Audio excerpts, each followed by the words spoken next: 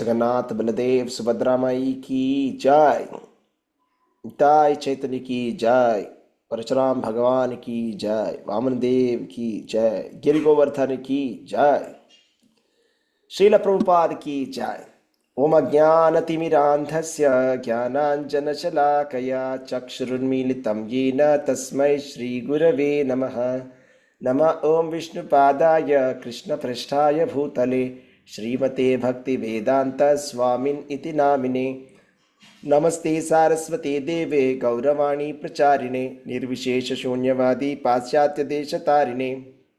जय श्री कृष्ण चैतन्य प्रभु नित्यानंद श्री अद्वैत गदाधार श्रीवासादि गौर भक्तवृंद।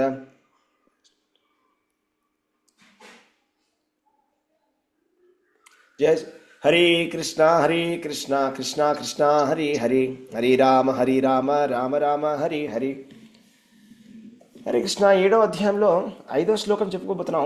ఇవాళ మనం చెప్పబోయేది ఏంటంటే జీవుడి గురించి, జీవతత్వం గురించి తెలుసుకుందామండి. అపరేయం ఇతస్త్వన్యాం ప్రకృతిం విద్ధి మే పరాం జీవభూతాం మహాబాహో జయేదం ధార్యతే జగత్. ఓ మహాబాహుడైన అర్జున, వాటికి అన్యముగా న్యూనమైన భౌతిక ప్రకృతి వనరులను ఉపయోగించుకొని జీవులను కూడియున్న నా ఉన్నతమైన శక్తి వేరొకటి కలదు. ఓకే, లక్ష్మీ మాతాజీ శ్లోకము తాత్పర్యం చదువుతారా? చదువుతాను మాతాజీ. ప్రభుజీ హరే కృష్ణ, దండవత్ ప్రణామాలు. 5వ శ్లోకం, 7వ అధ్యాయం 5వ శ్లోకం. అపరేయ మితస్త్వన్యాం ప్రకృతిం విద్ధి మే పరాం జీవభూతాం మహాబాహో ఏదం ధార్యతే జగత్. భాష్యం చదవమంటారా ప్రభుజీ? Okay okay. హరే కృష్ణ. ఓ మహాబాహువులు కలిగిన అర్జున, వీటికి అన్యంగా నా పరాప్రకృతి వేరొకటి ఉన్నది. అది భౌతికమైన అపరాప్రకృతి వనరులను తమ స్వలాభానికి ఉపయోగించుకునే జీవులను కూడి ఉంటుంది. Thank you Prabhuji. హరే కృష్ణ. హరే కృష్ణ.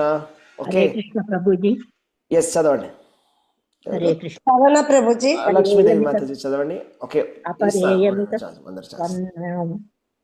అపరేయమిత స్తన్యాం ప్రకృతిం విద్ధి మే పరాం జీవభూతాం మహాబాహో యయేదం ధార్యతే జగత్. ఓ మహాబాహువులు కలిగిన అర్జున, వీటికి అన్యంగా నా పరాప్రకృతి వేరొకటి ఉన్నది. అది ఈ భౌతికమైన అపరాప్రకృతి వనరులను తమ స్వలాభానికి ఉపయోగించుకునే జీవులను కూడి ఉంటుంది. Hare Krishna. Okay, Hare Krishna. Thank you మాతాజీ. జనని మాతాజీ చదవండి. జస్ట్ శ్లోకం చదవండి. అందరికి ఒక శ్లోకం చదవడానికి టైం ఫాస్ట్గా అవుతుంది. హరే కృష్ణ. హరే కృష్ణ. శ్లోకం చదవండి.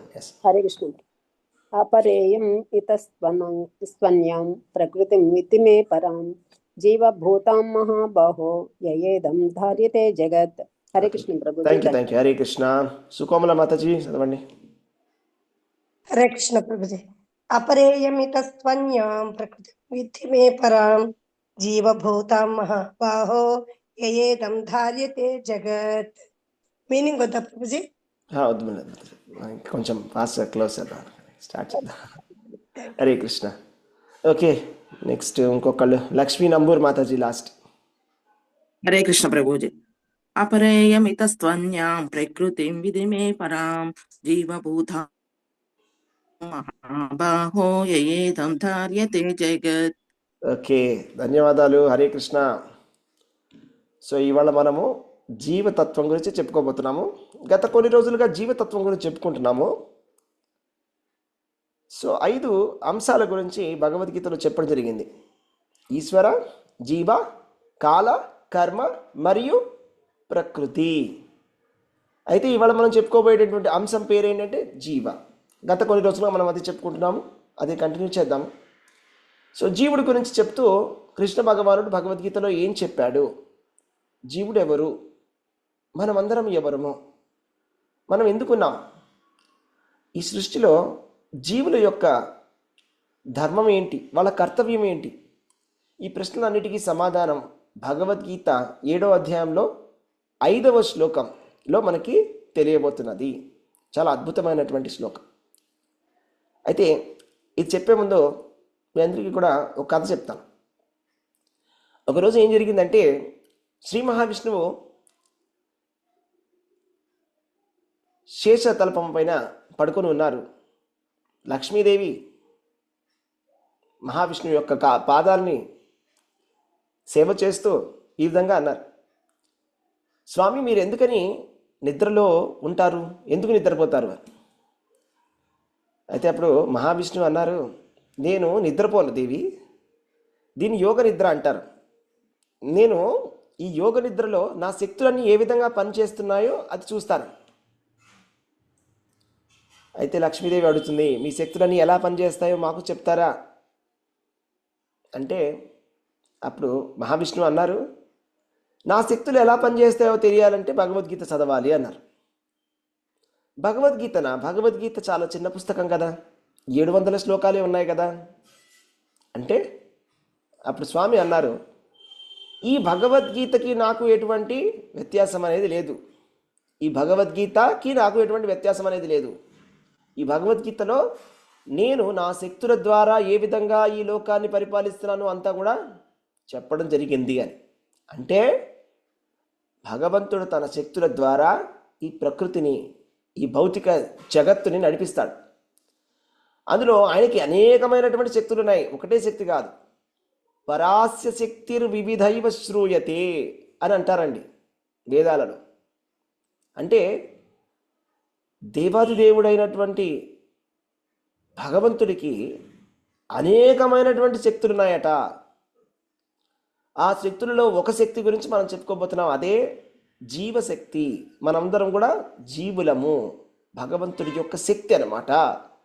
అపరేయం ఇతస్త్వన్యాం ప్రకృతిం విద్ధి మే పరాం జీవభూతం మహాబాహో జయేదం ధార్యతే జగత్.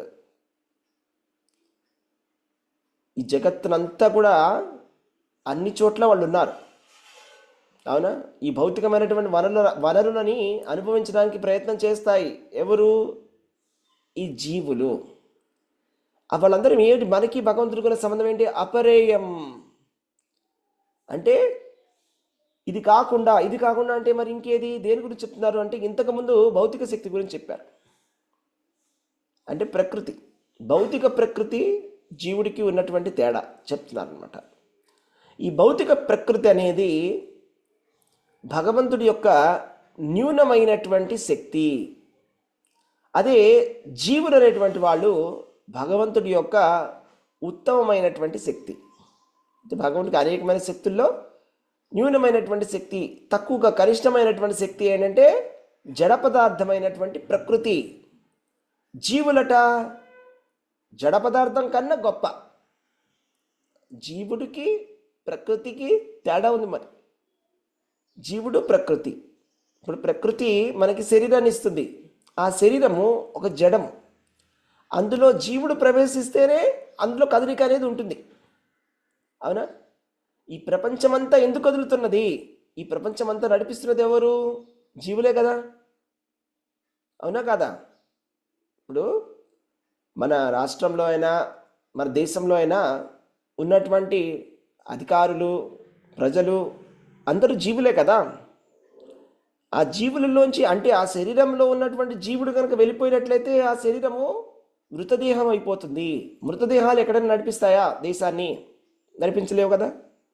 అంటే జీవులన్నీ కూడా నడిపిస్తున్నారు అనమాట. మొత్తం అంతా కూడా ఈ ప్రపంచాన్ని నడిపిస్తున్నది ఎవరు అంటే జీవులు నడిపిస్తున్నారు. ఈ జీవులకి ఉన్నట్టు కృష్ణుడికి ఉన్నటువంటి సంబంధం ఏంటంటే కృష్ణుడు అంటున్నాడు అనమాట, నువ్వు నా ఉన్నతమైనటువంటి శక్తివి. అంటే నీకు చేతనం అనేది ఉన్నది, అదే ప్రకృతికి చేతనం అనేది ఉండదు, జడ చైతన్యం అనేది ఉండదు. చైతన్యం అనేది కేవలము జీవుడికి మాత్రమే ఉంటుంది. చైతన్యం అనేది ప్రకృతికి ఉండదు. భౌతికమైనటువంటి పంచభూతాలకి చైతన్యం అనేది ఉండదు. చైతన్యం అనేది కేవలం జీవుడి యొక్క లక్షణం మాత్రమే, అందుకే అది ఉత్తమమైనటువంటిది. అయితే మరి మనకి భగవంతుడికి ఉన్నటువంటి సంబంధం ఏమిటి? అయితే మనం కూడా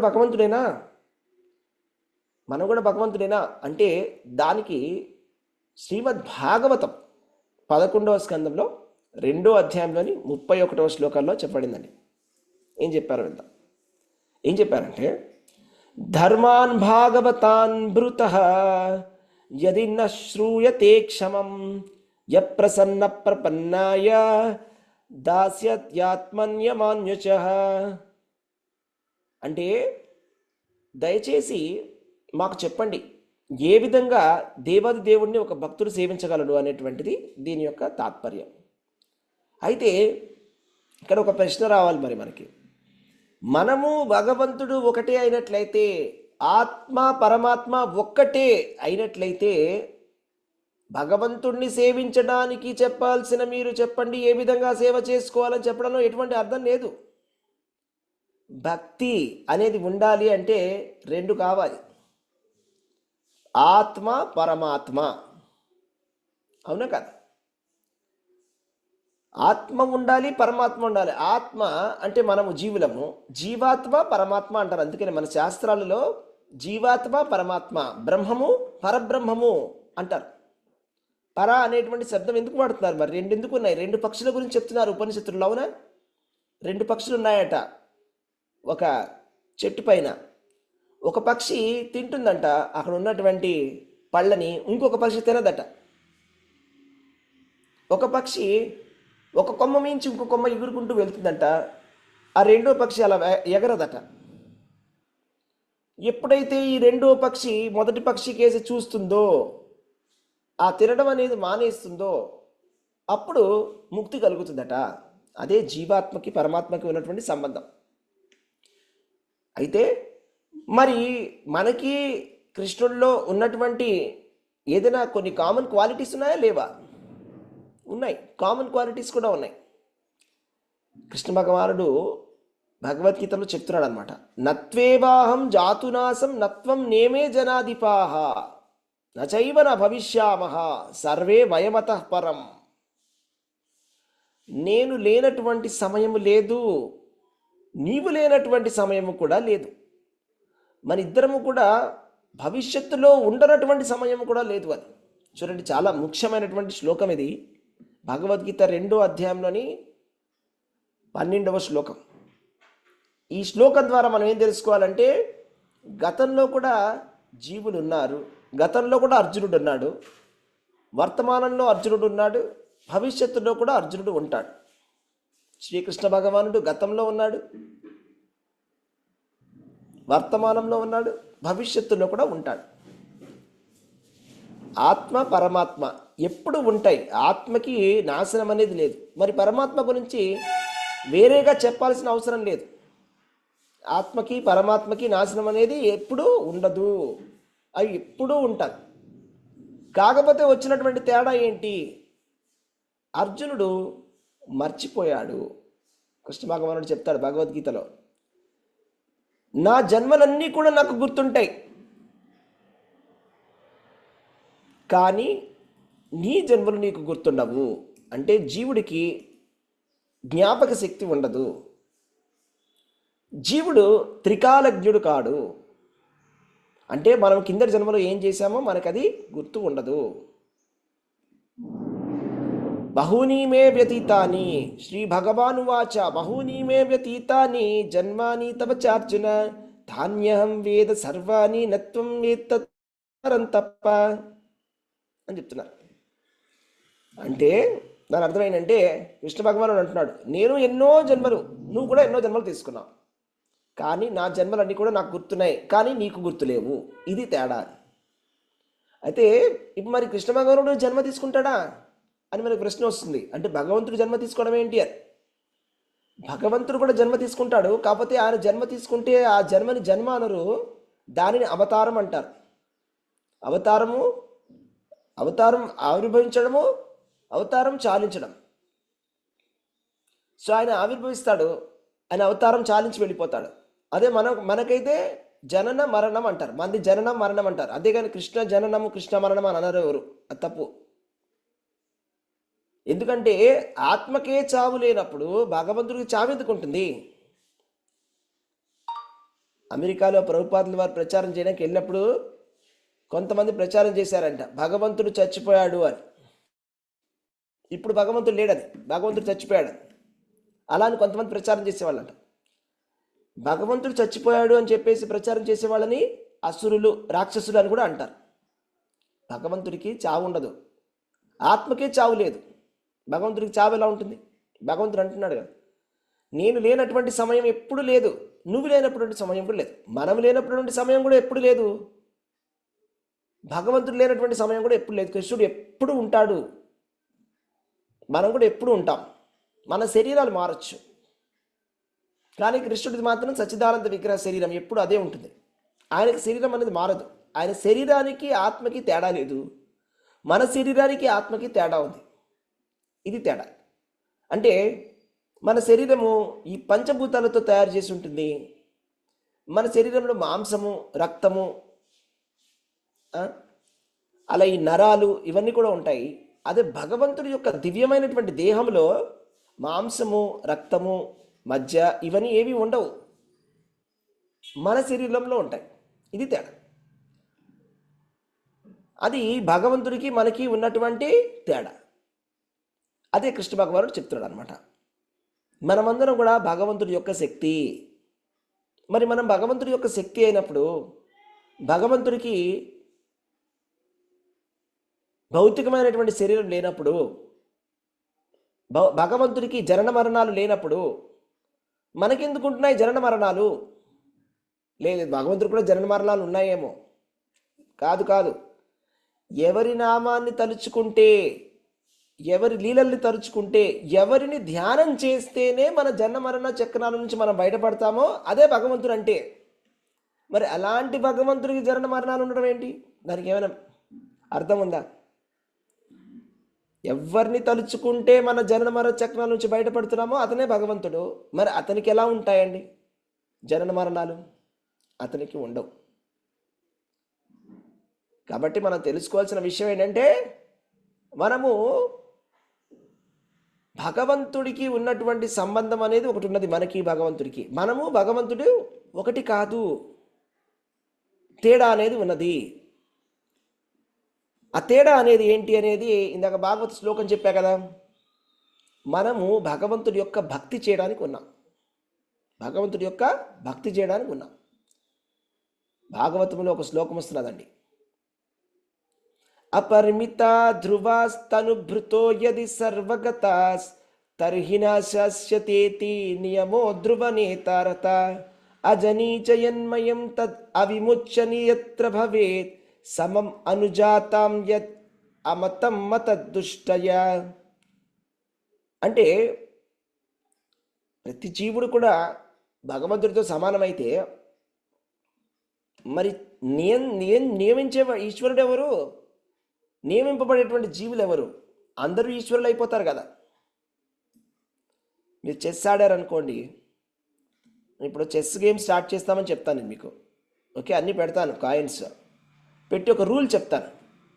ఈ చెస్ గేమ్లో ఈ ఉన్నవన్నిటి కూడా అన్నీ కూడా క్వీన్, ప్రతిది కూడా క్వీనే. అప్పుడు గేమ్ నడుస్తుందా? ఆ గేమ్కైనా అర్థం ఉందా? అన్ని పాములు కూడా క్వీన్, అన్నీ కూడా రాణి. అంటే ఎవరైనా చంపేయచ్చు. ఇక అర్థం లేనటువంటి ఫిలాసఫీ ఇది. అసలు దీనికి అర్థమే లేదు, వ్యర్థం. ప్రతి జీవుడు కూడా క్వీన్ అయిపోతే, ప్రతి జీవుడు కూడా భగవంతుడితో సమానం అయితే ఇంక అసలు నడిపించేది ఎవరు? అందరూ దేవుళ్ళే. అందరూ వాళ్ళు చెప్పినట్టుగా చెప్పేస్తారు. ఇక యాక్చువల్లీ భౌతిక ప్రపంచాల్లో అందరూ వాళ్ళని వాళ్ళు దేవుళ్ళు అనుకుంటున్నారు. అది ఒక రోగం. మనని మనం దేవుడు అని అనుకుంటున్నాం. అదే మనకు వచ్చినటువంటి ఒక భౌతికమైనటువంటి భవరోగం. అంటే అది మాయ రోగం. ఎందుకంటే మాయ అనమాట. మాయ పట్టేసింది మనని. మాయ పట్టడం వల్ల మనం ఏమనుకుంటున్నాం అంటే నేనే దేవుడిని అనుకుంటున్నాం. కాబట్టి మనం కూడా చూస్తుంటాం అప్పుడప్పుడు భగవద్గీత ప్రచారం చేయడానికి వెళ్ళినప్పుడు కొంతమంది మనకి రివర్స్ ప్రచారం చేస్తారు. విన్నారా? మీరు ఎప్పుడైనా ప్రయత్నం చేశారా? అలా మీకు అయిందా? హరే కృష్ణ.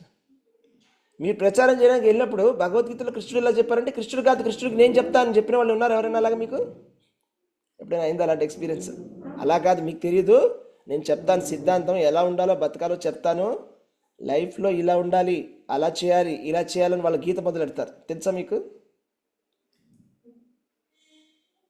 భగవద్గీత కృష్ణుడు చెప్తే మనం వినాలా, మనం కృష్ణుడికి చెప్పాలా? చెప్పండి. అంటే మనకు చెప్పాలి. అలానే చెప్తున్నారు ప్రభుజీ చెప్తే. దాన్నే మాయారోగం అంటారు. మీకు వెనకటి నుంచి ఉన్నాయన్ని ఫాలో అవ్వట్లేదు అని అంటున్నారు ప్రభుజీ. మొక్కులు అవన్నీ తీర్చుకోవాలి, దేవి దేవతలకు చేయాలి అని వాళ్ళే రివర్స్ లో చెప్తున్నారు మాకు. భగవద్గీతలో ఏం జరుగుతుందంటే మొదటి అధ్యాయంలో అర్జునుడు కృష్ణుడికి చెప్పేస్తాడు. అలా కాదు, నేను చెప్తా విను. అసలు ధర్మం అంటే ఏంటంటే ఇలా చేయాలి, పితృపిండాలు పెట్టకపోతే ఇలా జరుగుతుంది, తెలుసా నీకు? ఇలా చేయడం కరెక్టా? ఎవరైనా ఇలా చేస్తారు, తప్పిదంతా నేను చెప్పినట్టుగా ఫాలో అవ్వాలి అని చెప్తారు అర్జునుడు. అంతా చెప్పిన తర్వాత సరే నాకేం చేయాలి అయోమయంగా ఉంది. శిష్యస్తే హం సాధిమాం తాం ప్రపన్నం. ఇప్పుడు నువ్వే గురువువి, నువ్వు ఎలా చెప్తే అలా వింటానన్నాడు. అప్పుడు అర్జునుడు చెప్పడం మొదలుపెట్టాడు, కృష్ణుడు చెప్పడం మొదలుపెట్టాడు అర్జునుడికి. అప్పుడు భగవద్గీత మొదలైంది. అర్జునుడు చెప్పేంత వరకు అది భగవద్గీత అవ్వదు కదా. అంటే భగవంతుడు ఉపదేశం కాదు అది. భగవంతుడు ఉపదేశం మొదలుపెట్టినప్పుడు అప్పుడు తెలుస్తుంది. ఎందుకంటే అర్జునుడు ఒక మోహంలో ఉండేటువంటి ఒక జీవుడిని చూపిస్తున్నాడు మనకి. మోహంలో ఉండేటువంటి జీవుడు ఎలా మాట్లాడతాడు అని ఇది ప్రభుపాదుల వారు చెప్తారనమాట పుస్తకాల్లో. తన చిన్న పుస్తకాలు మీరు చదివినట్టు చెప్తారు. అంటే ఒక బెంగాలీ పోయంలో ఉందంట, ప్రతి మనిషి కూడా, ప్రతి జీవుడికి కూడా దయ్యం పట్టినట్టే అంట. ఒక దయ్యం పట్టిన వాడు ఏం మాట్లాడతాడో వాడికి తెలియదు. ఒక మనిషికి దయ్యం పడితే ఏం మాట్లాడతాడో ఏం చేస్తున్నాడో వాడికి తెలియదు. అలాగే మోహగ్రస్తుడైనటువంటి జీవుడికి ఏం మాట్లాడుతున్నాడో వాడికి తెలియదు. సో ఆ దయ్యాన్ని వదిలించాలి. సో అప్పుడు మనము వింటాం. భగవంతుడు చెప్పిన మాటను వినడానికి రెడీ అవ్వడమే అదే ఒక గొప్ప విషయం అయిపోయింది. కృష్ణుడు చెప్తున్నాడు, జ్ఞానం తేహం సవిజ్ఞానం ప్రవక్ష్యామి అశేషతః యజ్ఞాత్వా పునర్మోహం యథాజ్ఞాసిసి తత్శృణు. అంటే నేను జ్ఞానాన్ని విజ్ఞానాన్ని చెప్తాను, జాగ్రత్తగా విను. చెప్పిన తర్వాత నీ మోహం అంతా కూడా తొలగిపోతుంది. నేను చెప్పేది జాగ్రత్తగా విను. అంటే భగవంతుడు చెప్పినప్పుడు మనం వినాలి. ఇది బేసిక్ ఫండమెంటల్ రూల్. మనం భగవంతుడు చెప్పకూడదు. ఈ ఫండమెంటల్ ప్రిన్సిపల్ని మర్చిపోయారు జీవులు. నేనే భగవంతుణ్ణి, నా ఇంటికి ఈశ్వరుణ్ణి నేనే, నా ఇంటికే కాదు మా పక్కింటికి కూడా ఈశ్వరుణ్ణి నేనే అని అనుకుంటున్నాడు. అందుకనే మనం చూస్తాం గ్రామ్య కథ అంటే ఊళ్ళల్లో మనం చూస్తాం, ఒక బడ్డీ కొట్టు టీ కొట్టు దగ్గర నలుగురు కూర్చుంటారు. కూర్చొని వాళ్ళు చేసే డిస్కషన్ ఏంటో తెలుసా? అమెరికాలో పాలసీ ఎలా ఉండాలో ఇక్కడ డిస్కషన్ జరుగుతుంటుంది, హై లెవెల్ డిస్కషన్. అంటే వీళ్ళు అమెరికాలో ప్రెసిడెంట్ అనుకుంటారనమాట. అలాగే మనం భగవంతుడు అనుకుంటాం. సచిన్ టెండూల్కర్ ఎట్లా కొట్టాలో, విరాట్ కోహ్లీ ఎట్లా ఆడాలో మనం చెప్తుంటాం.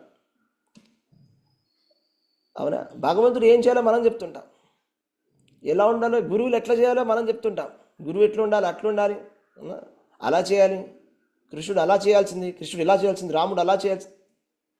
మన లెవెల్ ఏంటో మనం మర్చిపోతాం. ఇది జీవులకు వచ్చినటువంటి మోహం.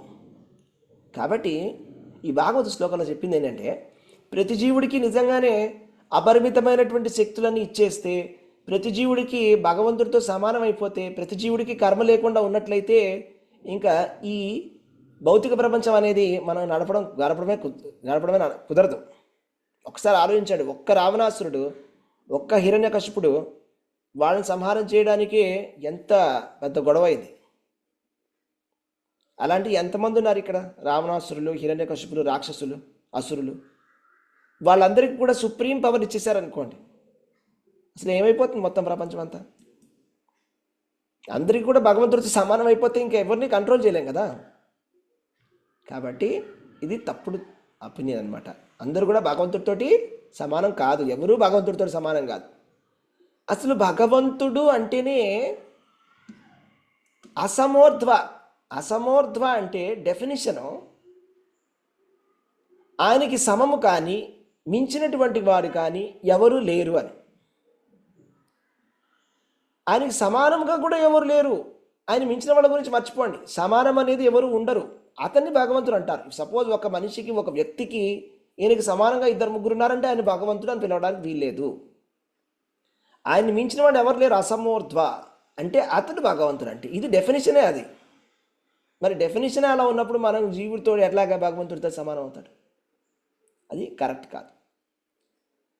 మరి మనకున్నటువంటి కనెక్షన్ ఏంటి? ధర్మాన్ భాగవతాన్ బ్రూత యదిన శ్రూతయే క్షమం యై ప్రసన్న ప్రపన్నాయ దాస్యత్య ఆత్మనామపియజః. దాస్యత్య ఆత్మనామపియజః అంటే దాసుడు జీవేర స్వరూప హోయ్ నిత్యేర కృష్ణ దాస్. అందరూ కూడా కృష్ణుడి యొక్క దాసులే. అందరూ కూడా కృష్ణుడి యొక్క దాసులే. ప్రతి జీవి కూడా కృష్ణుడి యొక్క దాసుడే. ఇది మనకి భగవంతుడికి ఉన్నటువంటి సంబంధము. దీనినే సంబంధ జ్ఞానము అంటారు. దీని ఏమంటారు? సంబంధ జ్ఞానం. మరి కృష్ణుడు అంటున్నాడు కదా, నేను లేనటువంటి సమయం ఎప్పుడు లేదు, నువ్వు లేనటువంటి సమయం కూడా ఎప్పుడు లేదని. మరి సిమిలారిటీస్ ఉన్నాయి కదా, అవునా కదా? జీవుడు కూడా ఎప్పుడు ఉన్నాడు, భగవంతుడు కూడా ఎప్పుడు ఉన్నాడు. దీనే అచింత్య భేదాభేద తత్వం అంటారు. అంటే భేదం కూడా ఉన్నది, అభేదం కూడా ఉన్నది. వేదాలలో భేదవాక్యాలు అనేవి కూడా ఉన్నాయి, అభేద వాక్యాలు అనేవి కూడా ఉన్నాయి. భేదవాక్యాలు అంటే జీవుడికి మరియు భగవంతుడికి భేదాన్ని తెలియచేసేటువంటి వాక్యాలు కూడా ఉన్నాయి ఉపనిషత్తులలో. అభేద వాక్యాలు అంటే జీవుడు భగవంతుడికి అభేదం ఉన్నటువంటి వాక్యాలు కూడా ఉన్నాయి. ఆ రెండింటినీ కూడా సమన్వయించుకోవాలి. ఒకటి మాత్రమే మనం తీసుకోవడం కుదరదు. ఇప్పుడు ఒక విషయాన్ని చెప్తాను అనుకోకళ్ళు మీకు ఒక స్పీచ్ చెప్పారు. ఆ స్పీచ్లో మీకు కావాల్సిన వాటి ముక్కలు మాత్రమే తీసుకున్నారనుకోండి, దాన్ని ఏమంటారంటే సెలెక్టివ్ హియరింగ్ అంటారు. అంటే నాకు ఏది కావాలో అది వింటాను, మిగతావి నేను లేవు అని చెప్తాను, ఇది మాత్రమే నాకు ఇంపార్టెంట్ అని చెప్తాను. అది చీటింగ్. అది సెలెక్టివ్ హియరింగ్. కంప్లీట్గా వినాలి, సంపూర్ణంగా వినాలి, కంప్లీట్ కాంటెక్స్ట్లో వినాలి. మనం ముక్కలు ఒక 4 ముక్కలు తీసుకొని ఇదే సిద్ధాంతం అని చెప్పడానికి వీల్లేదు. సంపూర్ణంగా విని అప్పుడు ఇది సిద్ధాంతం అని చెప్పాలి. వేదంలో భేదవాక్యాలు అభేదవాక్యాలు రెండు ఉంటాయి. అదే అచింత్య భేదాభేదం అంటే ఏ విధంగా అయితే సూర్యుడికి సూర్యరశ్మికి ఉందో సంబంధము, సూర్యుడు సూర్యరశ్మి ఒకటే. సూర్యరశ్మి సూర్యుడి నుంచే వచ్చింది, నిజమే. కానీ సూర్యరశ్మి సూర్యుడు ఒకటేనా? ఏంటి బట్టి సౌనా? సూర్యరశ్మి సూర్యుడు ఒకటేనా? ఒకటి కాదు ప్రభు, ఒకటి కాదు. అలాగే నిప్పు రవ్వ, నిప్పు కూడా కాలుతుంది, నిప్పు రవ్వ కూడా కాలుతుంది. మరి రెండు ఒకటేనా? అది కూడా కాదు ప్రభు, అవి కూడా ఒకటి కాదు. సముద్రంలో ఉండేటువంటి ఒక నీటి బిందువు, రెండు ఉపగానే ఉంటాయి. మరి నీటి బిందువుని పట్టుకుని సముద్రం అని అనొచ్చా? ఇదే సముద్రం అని అనలేం. అంటే గుణాత్మకంగా అభేదం ఉన్నది, గుణాత్మకంగా ఒకటే, కానీ పరిమాణంలో మాత్రం ఒకటి కాదు. ఇదే అచింత్య భేదాభేదం అంటే. ఇలాంటి అచింత్య భేదాభేద తత్వం లేనట్లయితే, భగవంతుడు మరియు ఆత్మ ఒకటే అయినట్లయితే, మొదటి విషయం నేను చెప్పినట్లుగా ఏ ఆత్మని మనం ఇంకా కంట్రోల్ చేయలేము. ఇంకా ప్రతి వాళ్ళు కూడా అన్ని క్వీన్సే. ప్రతి చెస్లో క్వీన్. అన్ని ఆ గేమ్ మీరు ఆడి చూడండి ఎలా ఉంటుంది, అలా ఉంటుంది గేమ్. ఈ ప్రపంచంలో ఏం చెప్పారంటే, భగవంతుడు ప్రతి జీవిని కూడా కర్మ ద్వారా బంధించాడంట. ఏ విధంగా అంటే, ఒక ఎద్దుకి ఏం చేస్తారంటే ముక్కులో తాడేసి కట్టేస్తారు, అవునా? అదేం చేస్తుందంటే పరిగెత్తడానికి ప్రయత్నం చేస్తే ఆ తాడు లాగేస్తుంది వెనక్కి.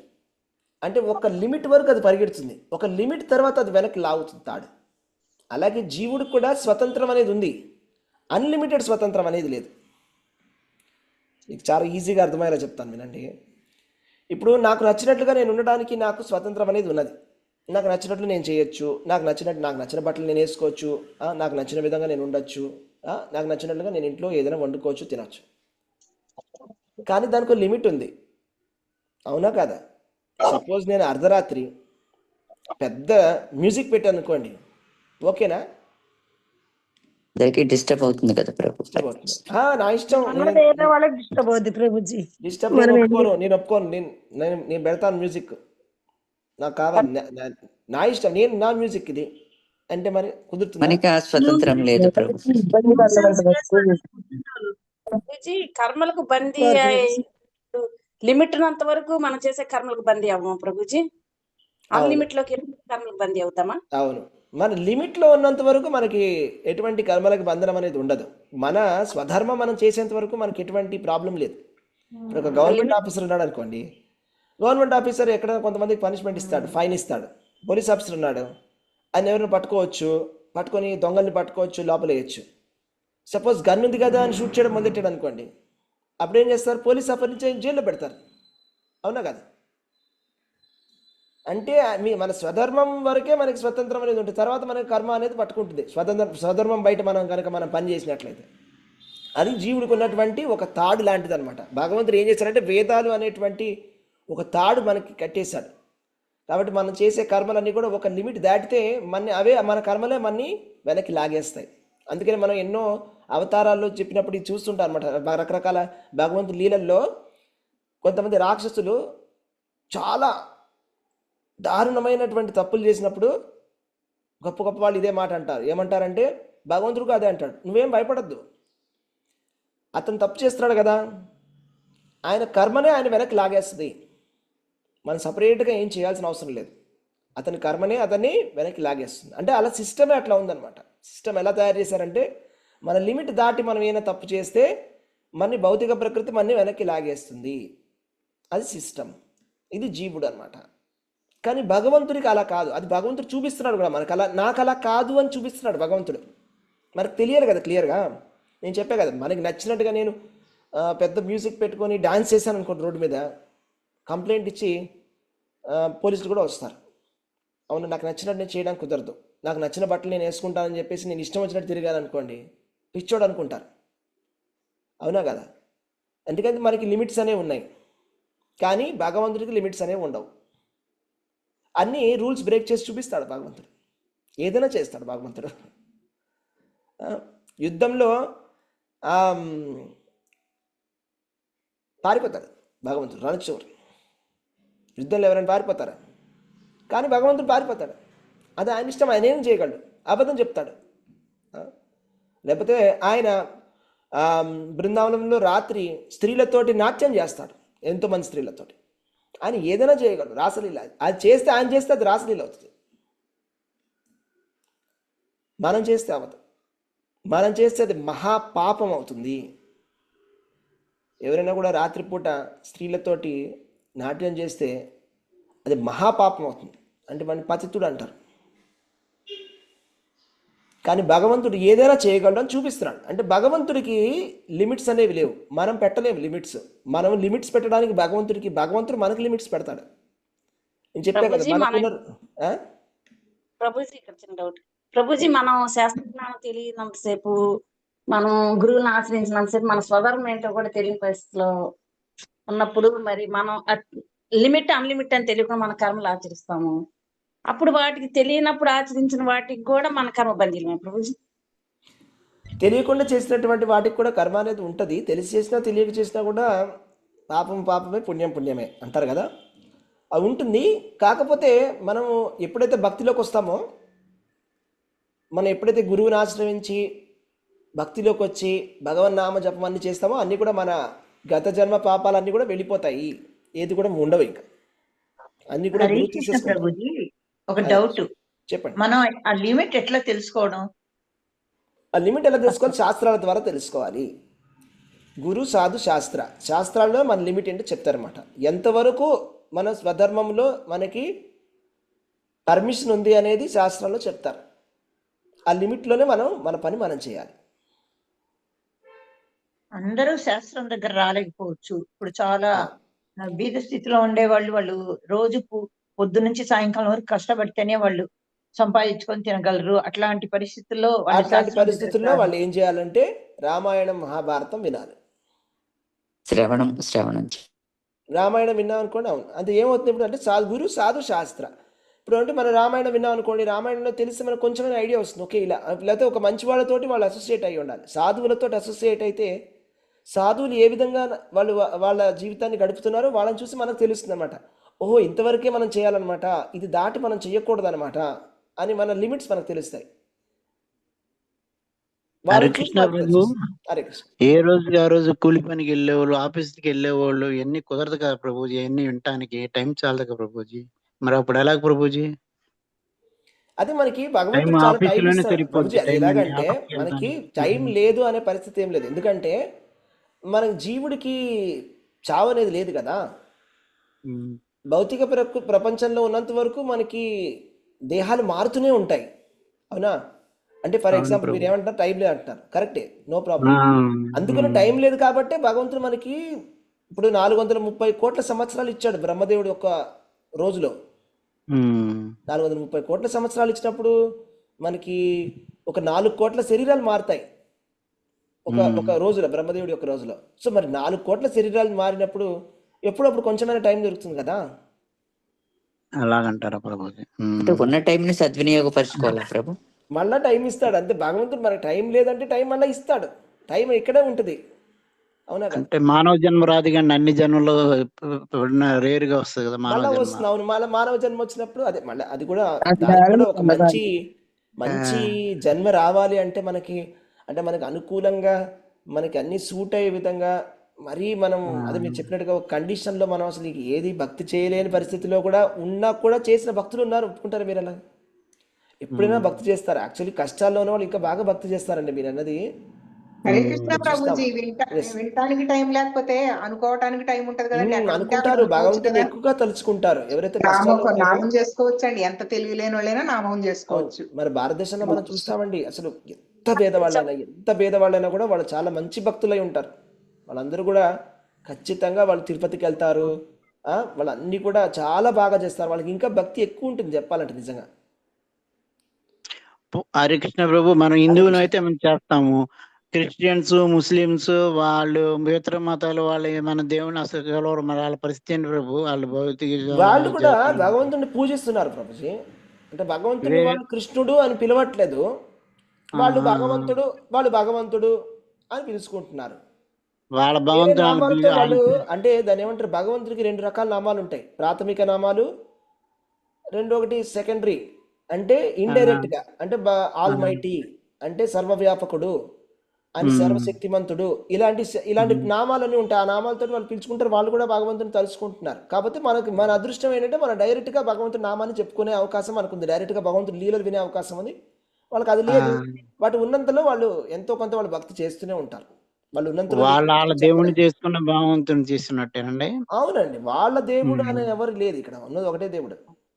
వాళ్ళ దేవుడు అనేం కాదు. వాళ్ళు ఏమంటారు, ఎవరినైనా కూడా వాళ్ళు మీరు చూస్తే ముస్లిమ్స్ ఖురాన్ ఉంది కదా, ఏదైనా కూడా ప్రభుజీ అలా ఏం లేదు. ముస్లిం, హిందూ అనేది ఏం లేదు. మనం కూడా భోజనం తింటున్నాం, వాళ్ళు భోజనం తింటున్నారు. మనం కూడా భోజనం తినే ముందు దేవుని తలుచుకుంటాము, వాళ్ళు భోజనం తినే ముందు దేవుని తలుచుకుంటారు. వాళ్ళు కూడా ఆ పేర్లు మనకి ఇంత వేరే భాషలో ఉండొచ్చు, కానీ మీరు ఆ భాషలో మీనింగ్ తీస్తే సర్వశక్తిమంతుడు, సర్వవ్యాపకుడు, అన్ని తెలిసినటువంటి వాడు, త్రికాలజ్ఞుడు, సర్వజ్ఞుడు, అదే ఉంటుంది. హరే కృష్ణ. హరే కృష్ణ. హరే కృష్ణ. ఇండైరెక్ట్ గా ప్రభుజీ హిందువులు తలుచుకుని పంచభూతాలని వాళ్ళు కొలుస్తారు కదా ప్రభుజీ.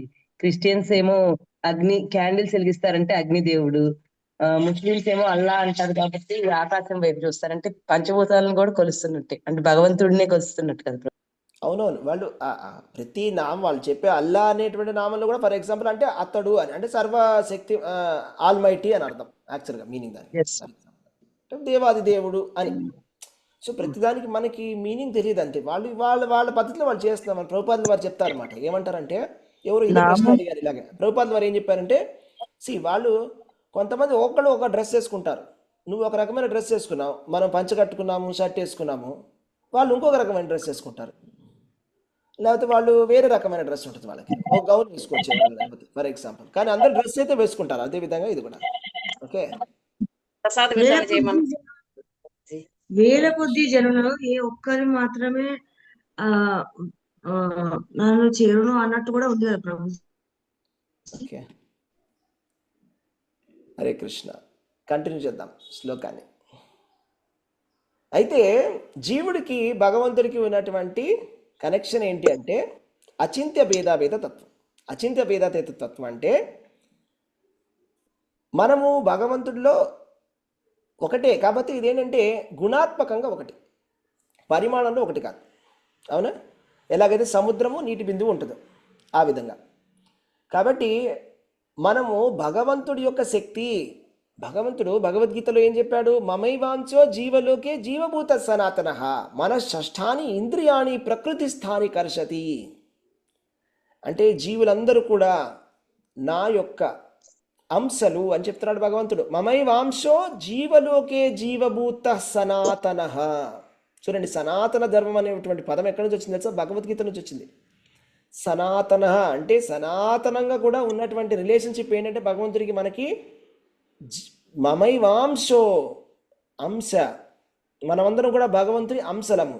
అంశ అంశీ, అంశీ అంటే పూర్ణము, అంశ అంటే అందులో ఒక భాగం, భాగము అంశం. అదేవిధంగా మనం చెప్పుకున్నాం కదా, ఏ విధంగా అయితే సముద్రము ఒక నీటి బిందువు, నిప్పు నిప్పు రవ్వ, సూర్యుడు సూర్యరశ్మి, ఇవన్నీ కూడా భగవంతుడికి మనకి ఉన్నటువంటి సంబంధం.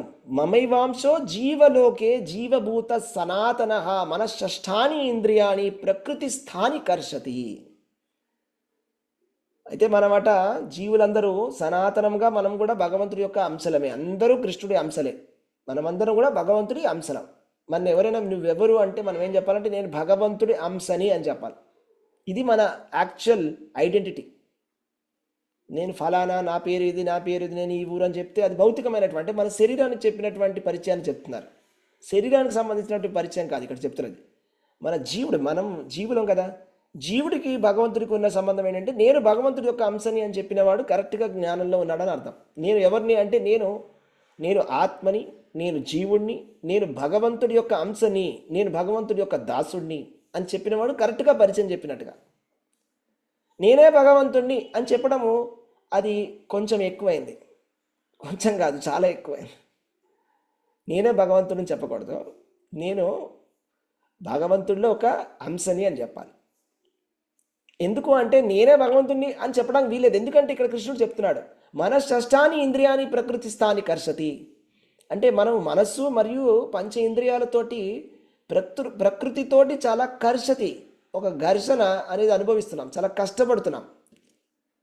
ఎవరైనా ఉన్నారా ఇక్కడ మేము లేదని మాకు ఎటువంటి కష్టాలు లేవనే వాళ్ళు ఎవరైనా ఉన్నారా? మాకు ఎటువంటి కష్టాలు లేవనే వాళ్ళు ఎవరైనా ఉన్నారా? ఎటువంటి సుఖాలు లేవు.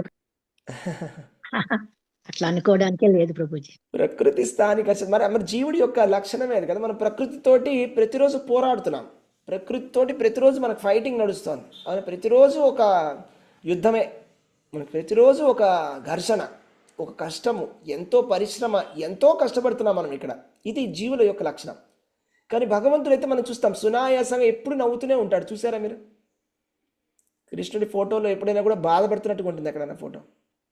ఉండదు ప్రభుజీ, నవ్వుతున్నారు. ఎప్పుడు నవ్వుతూనే ఉంటాడు. ఏం చేసినా చాలా సునాయాసంగా చేస్తాడు, ఏదైనా కూడా చాలా ఈజీగా చేస్తాడు. సపోజ్ ఏదైనా ఫైటింగ్ జరిగినప్పుడు కూడా ఆయన అలా ఎక్స్ప్రెషన్ పెట్టాడంటే అది కూడా ఒక లీల, అది ఒక ఎక్స్ప్రెషన్ అనమాట.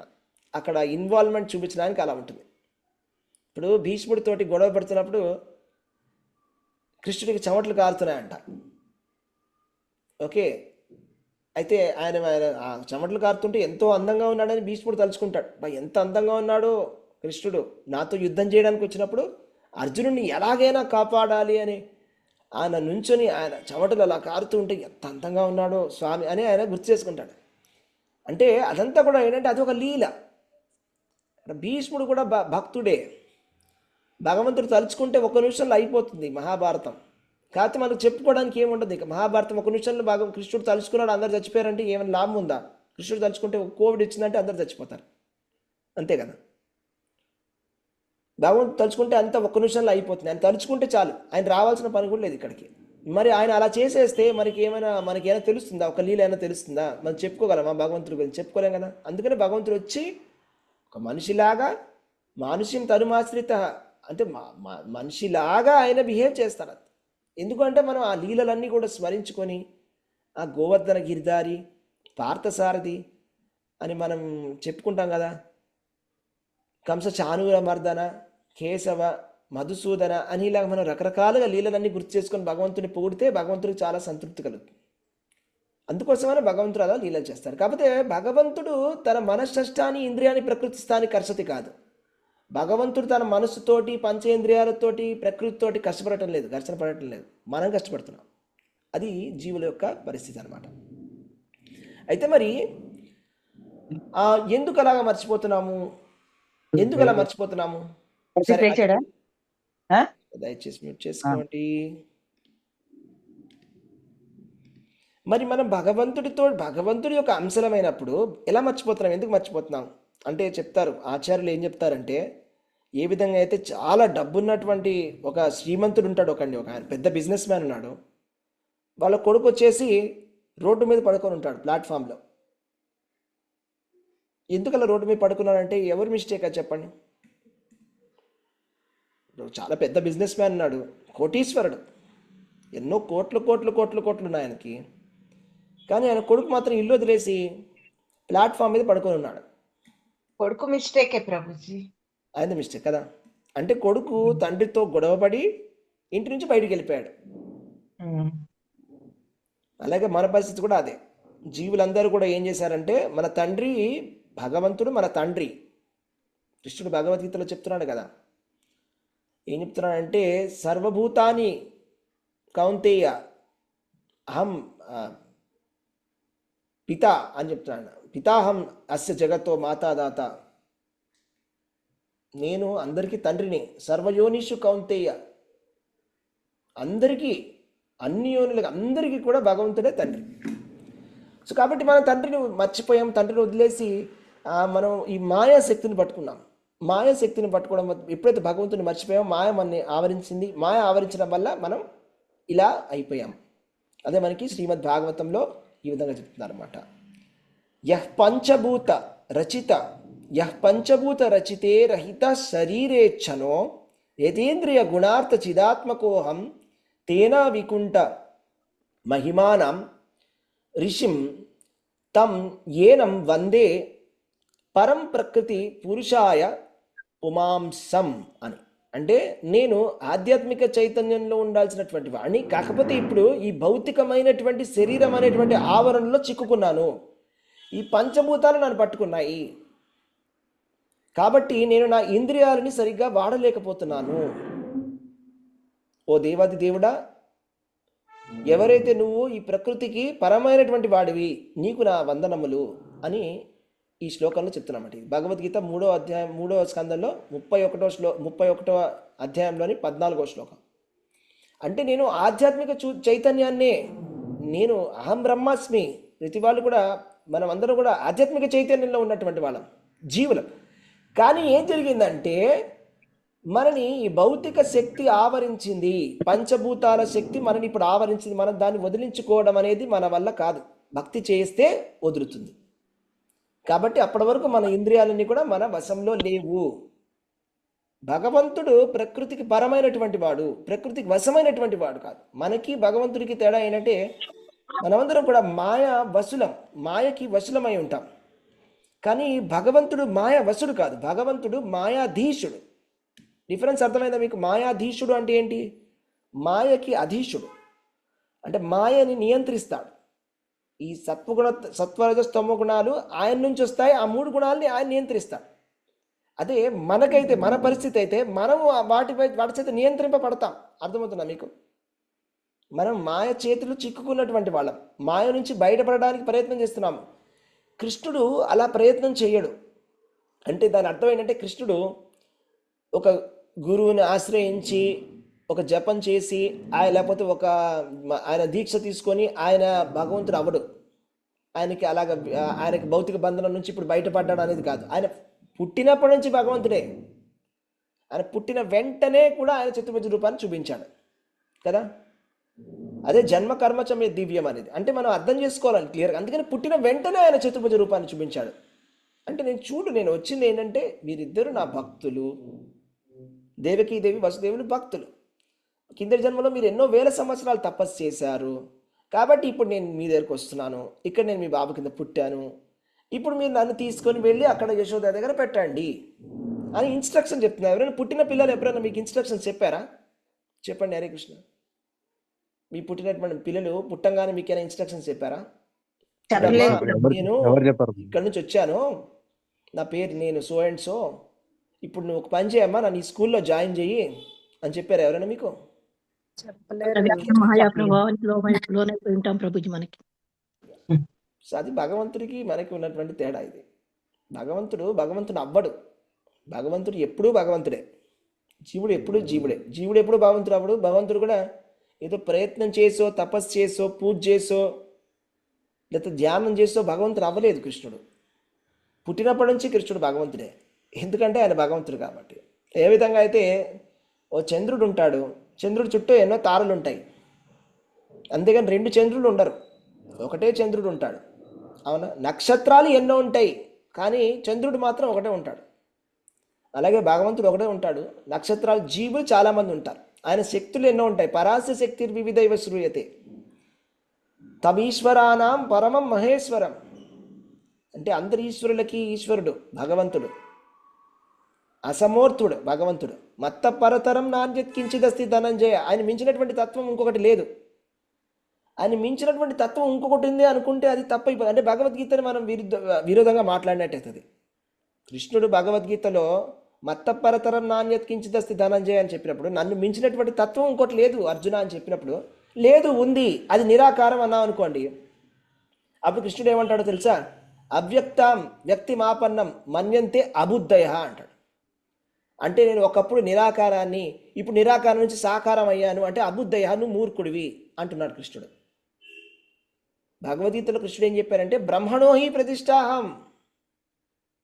బ్రహ్మణోహి ప్రతిష్టాహం అంటే ఏంటో తెలుసు, చాలా ముఖ్యమైనటువంటి శ్లోకం అది 14వ అధ్యాయంలో. బ్రహ్మణోహి ప్రతిష్టాహం అంటే ఈ బ్రహ్మం ఏదైతే ఉన్నదో, నిరాకార బ్రహ్మం ఏదైతే ఉన్నదో, బ్రహ్మజ్యోతి, అది నా పైన ప్రతిష్ఠింపబడి ఉన్నది, అంటే నా నుంచి వస్తున్నది అని. దాని అర్థం ఏంటంటే భగవంతుడి యొక్క వెలుగు, భగవంతుడి నుంచి వచ్చేటువంటి వెలుగే నిరాకార జ్యోతి, బ్రహ్మజ్యోతి. నిరాకార బ్రహ్మజ్యోతి భగవంతుడి నుంచి వచ్చేటువంటి వెలుగు.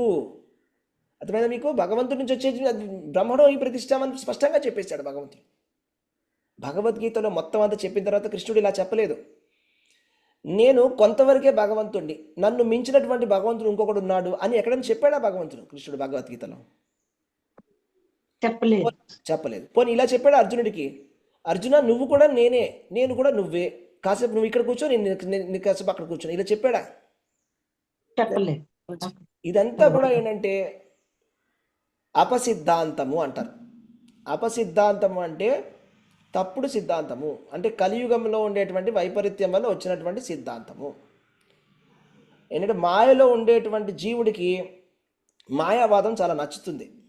ఇప్పుడు మాయలో ఉండేటువంటి వాడికి నేను చెప్పా కదా ఇందాక, ప్రతి వాళ్ళు వాళ్ళ గీత చెప్పడానికి ప్రయత్నం చేస్తారు, కానీ భగవద్గీత వినడానికి ఎవరు రెడీగా లేరని. అదే మనం వాళ్ళ దగ్గరికి వెళ్ళి చెప్పామనుకోండి, అరే నువ్వే భగవంతుడివి అని, ఎస్ కరెక్ట్ అంటాడు, ఎస్ నేనే భగవంతుడిని, అవును నువ్వు కరెక్ట్ గుర్తుపెట్టవా. ఇది మోహం, మూర్ఖత్వం. మన మూర్ఖత్వాన్ని మనం పెంచుకున్నట్లయింది కదా, అది జ్ఞానం కాదు, అది అజ్ఞానం. అయితే ఈ ఆధ్యాత్మిక చైతన్యం ఉన్నటువంటి బ్రహ్మము నేను, పంచభూతాలను ఆవరించి ఉన్నాయి, నేను ప్రకృతి స్థాని కర్షతి, ప్రకృతితోటి కష్టపడుతున్నాను. ఈ ప్రకృతి నుంచి బయటపడాలంటే కృష్ణ భగవానుడి శరణాగతి పొంది కృష్ణుడి పాదాలను పట్టుకొని కృష్ణ నామాన్ని చెప్తే అప్పుడు నేను బయటపడతాను. కానీ కృష్ణుడికి అలా చేయాల్సినటువంటి అవసరం లేదు అని చెప్తున్నాడు భగవద్గీతలో కృష్ణుడు. నాకు అవసరం లేదని, నాకు కృష్ణుడికి చెప్తున్నాడు, నాకు ఎటువంటి పని అనేది లేదు. నమే కర్మాని లింపంతి నమే కర్మ ఫలస్పృహ. ఆయనకి కర్మలు అనేవి లేవు, మనకున్నాయి కర్మలు, మనకి ధర్మం అనేది ఉన్నది. మనకి ఇప్పుడు పురుష శరీరం ఉంటే పురుష ధర్మం ఉంటుంది, స్త్రీ శరీరం అయితే స్త్రీ ధర్మం ఉంటుంది, మనకు కులధర్మం ఉంటుంది, మనకు ఒక కులము, మనకొక జెండరు, ఇవన్నీ కూడా ఉంటాయి. సో ఇవన్నీ కూడా మనకు దానికి సరిపోయిన ధర్మాలను మనం చేస్తుంటాం. కానీ భగవంతుడికి అట్లాంటివి ఏమీ లేవట. నమే కర్మాని లింపంతి, ఏమీ లేవు, చేయాల్సినటువంటి పనే లేదు, అయినా కూడా చేస్తాడు భగవంతుడు. ఎందుకు అంటే మనకి చూపించడానికి, ఏ విధంగా అయితే మనం అందరం కర్మలు మనం చేయాలో, మన స్వధర్మాన్ని ఆచరించాలి అని మనకు ఒక ప్రేరణను ఇవ్వడానికి చేస్తాడు. ఎందుకంటే ఆయన చేయకపోతే ఇంకెవ్వరూ చేయరు. యద్యదాచరతి శ్రేష్ఠ తద్దదేవేతోర నరః. భగవంతుడే. మనం ఏంటంటే ఫస్ట్ మనకి ఏంటంటే ఒక బ్యాడ్ ఎగ్జాంపుల్ కావాలండి. అవునా, ఒప్పుకుంటారా? ఎవరైనా ఒక మంచి పని చేస్తే మనం దాన్ని చెప్పుకోం, ఇతను ఎంత బాగా చేశాడని. ఎవరైనా కూడా ఒక చెడ్డ పని చేస్తే, అరే అతనే చేశాడు ఇంత చెడ్డ పని, నేను కూడా చేస్తాను అంటాం మనం. అవునా కదా చెప్పండి? అరే అతనే చేయకపోతే నేను ఎందుకు చేయాలి, అదే ఫస్ట్ మనకు వస్తుంది ఆ మైండ్ సెట్. అదే యద్యదాచరతి శ్రేష్ఠ తద్దేవేతోర నరః అంటే ప్రతి మనిషికి ఉన్నటువంటి ఒక మెంటాలిటీ.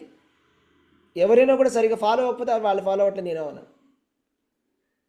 కాబట్టి కృష్ణుడట మనకి చూపించడానికి, ఒక ఎగ్జాంపుల్ సెట్ చేయడానికి చూపిస్తారంట. ఆ కృష్ణుడు అలాగా వచ్చినట్లుగా అదేదో తాను ఆ ఆవులన్నింటినీ కూడా తీసుకెళ్ళడానికి వెళ్ళినట్టు అక్కడ యశోద మరియు నంద మహారాజు పిల్లాడి కింద ఆవులని గోవులను తీసుకెళ్ళడము, వాటి వెనక్కి తీసుకురావడము. కృష్ణుడికి పని అయినా ఉందా అట్లా ఆవులు తీసుకెళ్ళడానికి తీసుకురావడానికి వెనక్కి? లేకపోతే తర్వాత మళ్ళా వెళ్ళడము, కంసుడిని చంపడము, వాళ్ళ తల్లిదండ్రుల్ని జైలు నుంచి బయటికి తీసుకొస్తాడు, తర్వాత మళ్ళీ సాందీపని ముని దగ్గరికి వెళ్తాడు, గురుకులానికి వెళ్ళడం. ఎందుకు వెళ్ళాలి? భగవంతుడికి అవసరమా స్కూల్కి వెళ్ళడం? గురుకులానికి వెళ్ళడం అవసరం లేదు కదా. మళ్ళీ అలా వెళ్ళడము, మళ్ళీ కుంతీదేవి దేవిని కలవడము, వీళ్ళు వాళ్ళందరికీ సపోర్ట్ చేయడము, ఇదంతా చేయడం, ఇదంతా కూడా మళ్ళీ ద్వారకా నగరాన్ని మార్చడం ఇక్కడ నుంచి అక్కడికి, ఇదంతా చేయాల్సినటువంటి అవసరమే లేదు భగవంతుడికి. కానీ ఇదంతా కూడా మనకు చూపిస్తున్నాడు అనమాట. మనం అందరం కూడా ఏ విధంగా మనము ధర్మాన్ని చెయ్యాలి అని చూపిస్తున్నాడు. అక్కడ మనం తీసుకోవాల్సిన విషయం ఏంటంటే, ఎలాగైతే భగవంతుడి యొక్క భక్తులందరూ కూడా ఆయన సేవిస్తున్నారో, ఆయన శ్రద్ధతోటి, అత్యంత శ్రద్ధతోటి సేవించి వాళ్ళందరూ కూడా ఏ విధంగా భగవద్ ధామానికి వెళ్ళారో అది మనం నేర్చుకోవాలి. అంతేగాని భగవంతుడిలో దోషాలని వెతకూడదు మనం. అరే భగవంతుడు ఇలా చేస్తాడా, భగవంతుడు అబద్ధం చెప్పాడా, అబద్ధం చెప్పని చెప్తాడా, చాచా నేనైతే చెప్పనని, ఇది మూర్ఖత్వం. భగవంతుడు ఏం చెప్తాడో అదే చేయాలి, అది మన పని. భగవంతుడు నుంచో అంటే నుంచోవాలి, కూర్చో అంటే కూర్చోవాలి, యుద్ధం చేయంటే యుద్ధం చేయాలి, అది మన పని. జీవుడి యొక్క పని అది. నిమిత్త మాత్రం భవ సవ్య సాచిన్ అని చెప్పాడు కృష్ణుడు. నిమిత్త మాత్రుడు బాబు. హరే కృష్ణ. దయచేసి మ్యూట్ చేసుకోండి. నిమిత్త మాత్రం భవ సవ్య సాచి అని చెప్పాడు భగవంతుడు. అంటే నువ్వు నిమిత్త మాత్రుడు అవ్వు అంటే మన తెలివితేటలు మనం వాడలేం. ఇప్పుడు ఎలాగంటే అది, ఇప్పుడు ఒక సూపర్ కంప్యూటర్ ఉందనుకోండి, ఒక సూపర్ కంప్యూటర్కి ఒక చిన్న కంప్యూటర్కి తేడా ఉంటుంది. సూపర్ కంప్యూటర్ చాలా పెద్దగా ఉంటుంది, దానికి మెమరీ సైజు ప్రాసెసింగ్. ఒక చిన్న కంప్యూటర్కి ఇంతే ఉంటుంది, 8 GB ర్యామే ఉంటుంది, 16 GB ర్యామ్ ఉంటుంది. సూపర్ కంప్యూటర్కి ఎన్నో వేల జీబీ ర్యామ్ ఉంటుంది. సో భగవంతుడికి ఉన్న ప్లాను, ఆయన ప్రణాళిక, ఆయనకు ఉండేటువంటి ఆలోచన మనకు అర్థం కాదు. ఆయన మనకు ఎక్స్ప్లెయిన్ చేసినా మనకు అర్థం కాదు. ఎక్కడి నుంచి స్టార్ట్ చేయాలి, ఎక్కడి నుంచి ఎండ్ చేయాలి. సపోజ్ భగవంతుడు మీరు ఇలా అడిగారు అనుకోండి, ఇది ఎందుకు ఇలా జరుగుతుంది, సృష్టి రహస్యం నాకు చెప్పండి అని. సపోజ్ భగవంతుడు మీకు సృష్టి ఎప్పటి నుంచి మొదలైందో ఇప్పటి వరకు, అంటే బ్రహ్మదేవుడి యొక్క ఆయుర్దాయం అంటే 50 సంవత్సరాలు అయినాయి ఇప్పటి వరకు, అంటే ఎన్నో 150 ట్రిలియన్ కోట్ల సంవత్సరాలు, 150 ట్రిలియన్ సంవత్సరాల్లో జరిగిన కథలన్నీ చెప్తే మీకు విను ఓపిక ఉందా? మీకు అర్థం చేసుకునే బుర్ర ఉందా? చెప్పండి. లేదు ప్రభుజీ. ఇప్పుడు ఆయన చెప్పడానికి రెడీగా ఉన్నారు, మీరు వినడానికి రెడీగా ఉన్నారా? రెడీగా. మరి ఇప్పుడు అన్ని బ్రహ్మాండాల గురించి అన్ని చెప్పుకుంటూ వస్తే మనకు వినడానికి మనకు పిచ్చెక్కిపోతుంది. మనకు ఒక గంట సేపు చెప్తేనే తలకాయ నొప్పి వస్తుంది. కాబట్టి భగవంతుడితోటి మనం పోల్చుకోకూడదు. భగవంతుడితో మనకు పోలిక లేదు. భగవంతుడు ఎప్పుడు ఉన్నాడు, మనం కూడా ఎప్పుడు ఉన్నాం. అది గుణాత్మకంగా మనలో భగవంతుడికి ఉన్నటువంటి సంబంధం. మనం భగవంతుడి యొక్క అంశాలు ఇంతవరకు తెలుసుకోవాలి, భగవంతుడి యొక్క భక్తిని చేయాలి, ఈ విధంగా చేయాలి. అయితే మీకు చాలా అద్భుతమైన శ్లోకం చెప్తాను వినండి. ఒక తారతమ్యం అనేది ఉన్నది. తారతమ్యం అంటే హైరార్కీ, అంటే అన్నిటికన్నా టాప్ ఎవరు, కింద ఎవరు, పైన ఎవరు, అన్నీ ఉంది. చాలా అద్భుతమైనటువంటి శ్లోకం. ఓకే, చాలా అద్భుతమైనటువంటి శ్లోకం. ఓకే, సో ఇదేంటంటే భగవంతుడికి మనకి ఉన్నటువంటి తారతమ్యం అనేది చెప్తాను. ఒక చాలా అద్భుతమైన శ్లోకం. ఇది వచ్చేసి శ్రీమద్ భాగవతంలోని 5వ స్కందంలోని 5వ అధ్యాయము 21, 22 శ్లోకాలు. చాలా జాగ్రత్తగా వినండి, చాలా బాగుంటుంది. భూతేషు విరుధ్య ఉదుత్తమాయే శరీరస్పస్తేషు సుబోధనిష్ట తతో మనుష్య ప్రమదాస్తతోపి గంధర్వ సిద్ధ విబుధానుగాయే దేవాసురేభ్యో మగధవత్ ప్రధాన దక్షాదయో బ్రహ్మసుతాస్తు తేషాం భవః పరసోథ విరించ వీర్యః సమత్పరోహం ద్విజదేవదేవః. అంటే కృష్ణ భగవానుడు ఏం చెప్తున్నాడంటే, 2 రకాలైనటువంటి శక్తులు ఉన్నాయి. ఎక్కడి నుంచి మొదలెడుతున్నాడు చూడండి, చాలా జాగ్రత్తగా వినండి. 2 రకాలైనటువంటి శక్తులు ఉన్నాయి. భౌతిక శక్తి, జీవశక్తి. భౌతిక శక్తి కన్నా జీవశక్తి మేలు. భౌతికమైనటువంటి జడ పదార్థము కన్నా జీవుడు మేలు. మొదటి విషయం ఇవాళ శ్లోకం అది. మరి జీవులలో చెట్లు ఏవైతే ఉంటాయో, గడ్డి, చెట్లు, మొలకలు, ఇవన్నీ కూడా రాళ్ళు రప్పల కన్నా మేలు. ఈ కదలనటువంటి చెట్లు కన్నా కదిలేటువంటి పురుగులు, పాములు, కదిలేటువంటివి అంటే చర అచర అంటాం కదా. అచర అంటే కదలలేనటువంటి చెట్ల కన్నా చెర మేలు. కదలగలిగేటువంటి పురుగులు, పాములు మేలు. ఈ పాములు, పురుగులు, ఈ పాములు, పురుగులకి ఏంటంటే ఈ జంతువులకి తెలివి, బుద్ధి అనేది ఉంది.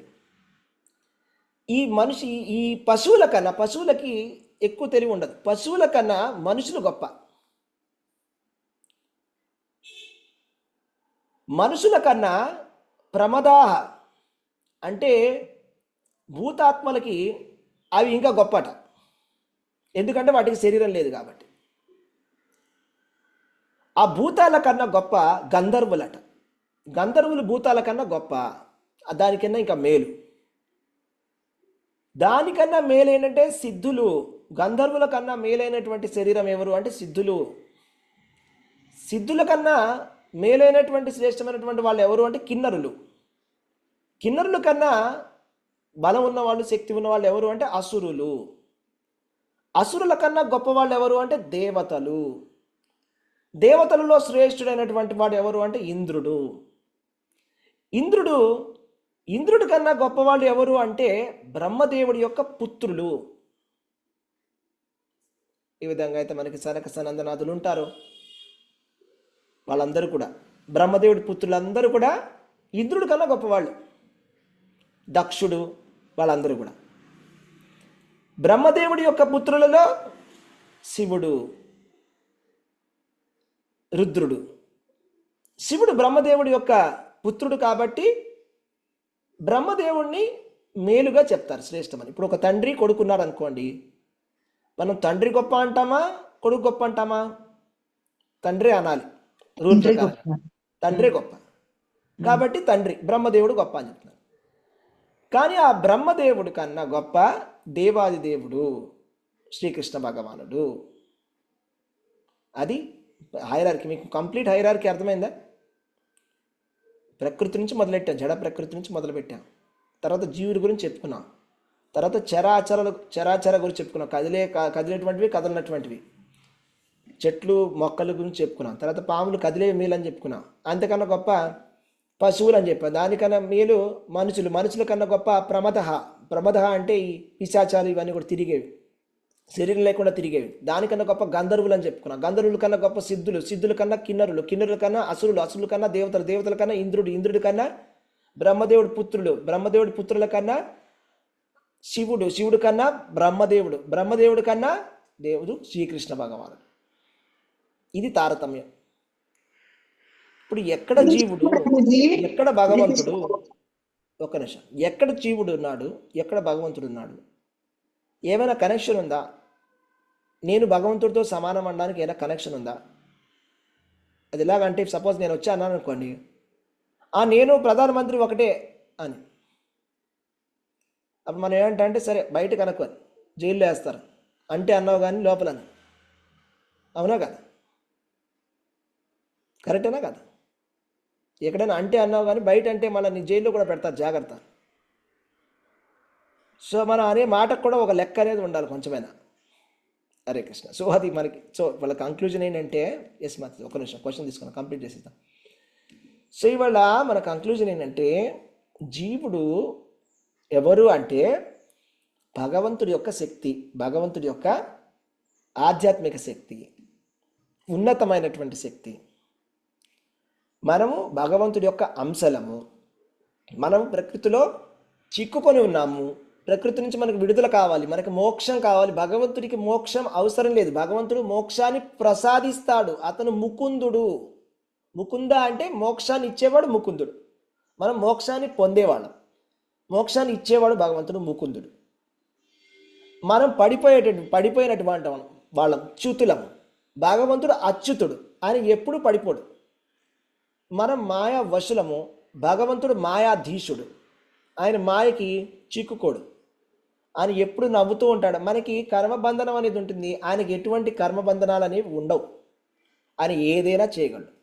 ఆయన స్వరాట్, అభిజ్ఞ స్వరాట్, సర్వజ్ఞుడు, అన్నీ తెలిసినటువంటి వాడు.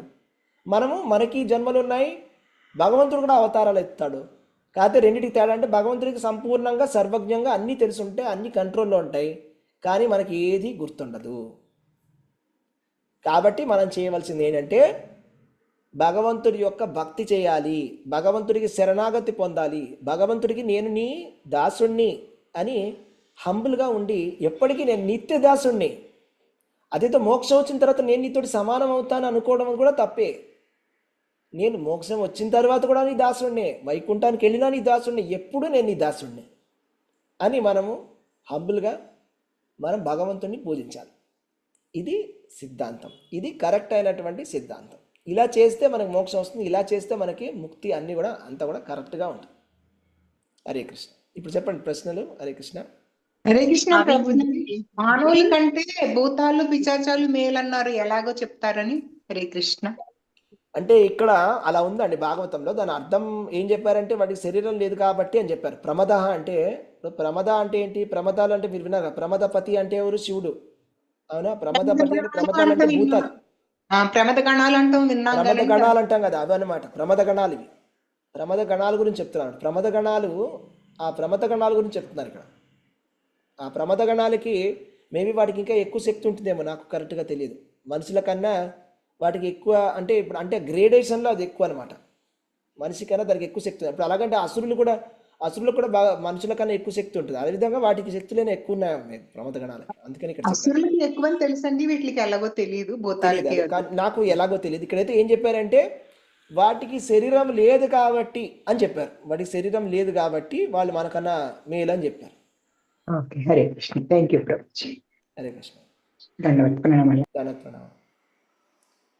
హరే కృష్ణ. హరే కృష్ణ మాతాజీ. ప్రభుజీ, అసలు ఆత్మకి పరమాత్మకి సమానం కాదు, అసలు అణు ఆత్మ విభు ఆత్మ చాలా అద్భుతంగా చెప్పారు ప్రభుజీ. ప్రభుజీ, అభిజ్ఞుడు అంటే ఏంటి ప్రభుజీ, మీరు ఒకసారి చెప్తారా? సో ఇది శ్రీమద్ భాగవతంలో మొదటి స్కందంలో మొదటి అధ్యాయంలో మొదటి శ్లోకం. తేనే బ్రహ్మాది కవయే అని వస్తుంది అనమాట. ఇక్కడ ఏంటంటే అభిజ్ఞ స్వరాట్. అభిజ్ఞ అంటే సర్వజ్ఞుడు, అన్నీ తెలిసినటువంటి వాడు. స్వరాట్ అంటే స్వతంత్రుడు, సర్వస్వతంత్రుడు. అభిజ్ఞ అంటే సర్వజ్ఞుడు అంటే మాతాజీ ఇప్పుడు ఫర్ ఎగ్జాంపుల్ మనం చెప్పుకుంటా, ఒక ఆయన ఉన్నారు కదండి, బ్రహ్మం గారా, ఆయనకి అన్ని తెలుసు అని చెప్తాం కదా, వీర బ్రహ్మం గారు అని చెప్తాం. ఆయన కొంతవరకు చెప్పాడు. ఇప్పుడు ఆయన మనం అడిగి కిందటి బ్రహ్మగారి ఆయుర్దాయంలో ఏం జరిగింది చెప్పండి అంటే చెప్పగలరా? చెప్పలేరు ప్రభు. ఆయన కొంతవరకు ఏదో 100 సంవత్సరాలు, 200 సంవత్సరాలు, 800 సంవత్సరాలు, 1000 సంవత్సరాలు చెప్తాడు. కానీ మనం ఇప్పుడు ఇంతకు ముందు వచ్చిన ఒక 1000 బ్రహ్మల కింద వచ్చినటువంటి 1000 బ్రహ్మాండాల కింద వచ్చిన బ్రహ్మాండంలో జరిగిన ఒక కథ చెప్పండి అంటే చెప్పగలరా? చెప్పలేడు. కొన్ని తర్వాత ఇంకొక 2000 బ్రహ్మాండాల తర్వాత వచ్చి రాబోయే కథ చెప్పమంటే చెప్పగలరా? చెప్పలేడు. త్రికాలజ్ఞ అంటే భగవంతుడు అంటే మీరు ఎప్పటిదైనా అడగండి క్వశ్చన్ చెప్పగలడు.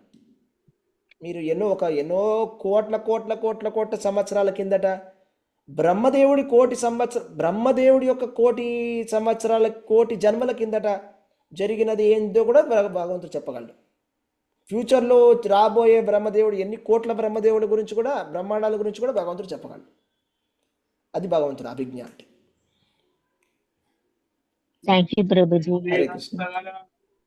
హరే కృష్ణ ప్రభుజీ, దండవత్ ప్రణామాలు. హరే కృష్ణ. హరే కృష్ణ ప్రభుజీ, దండవత్ ప్రణామం. హరే కృష్ణ ప్రభుజీ, దండవత్ ప్రణామాలు.